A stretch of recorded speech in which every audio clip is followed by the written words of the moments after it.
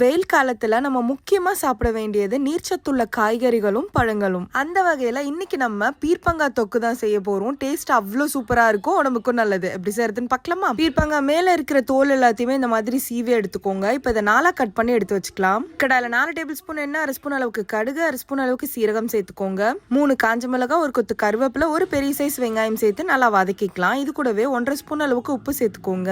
வெங்காயம் ப்ரௌனா வதங்கி வந்ததும் 2 பெரிய சைஸ் தக்காளி கட் பண்ணி எடுத்து வச்சிருக்கேன். அதையுமே சேர்த்து நல்லா வதக்கிக்கலாம். வெங்காயம் தக்காளி எல்லாமே ஓரளவுக்கு வதங்கி வந்ததும் 1 ஸ்பூன் அளவுக்கு வெறும் மிளகாய் தூள், தனியா தூள், 1.5 ஸ்பூன் அளவுக்கு குழம்பு மிளகாய் தூள், 1/4 ஸ்பூன் அளவுக்கு மஞ்சத்தூள் சேர்த்துக்கலாம். ஃப்ளேம்ல வச்சுட்டு ஒரு 1/2 நிமிஷம் போல நல்லா வதக்கிக்கலாம். இப்போ நம்ம கட் பண்ணி வச்சிருக்க பீர்க்கங்காவை சேர்த்துக்கோங்க. நம்ம ஸ்டார்டிங் போட்ட உப்பே கரெக்டா இருக்கும், அதனால எக்ஸ்ட்ரா எதுவும் போட வேணாம். எல்லாத்தையும் இந்த மாதிரி நல்லா மிக்ஸ் பண்ணிட்டு க்ளோஸ் பண்ணி லோ ஃப்ளேம்ல வச்சிடலாம். இதுல இந்த மாதிரி தண்ணி நிறைய விட்டுருக்கோம். இதுல நம்ம வதக்கிக்கலாம். இப்போ வேணும்னா 1/2 கிளாஸ் அளவுக்கு தண்ணி ஊற்றிக்கலாம்.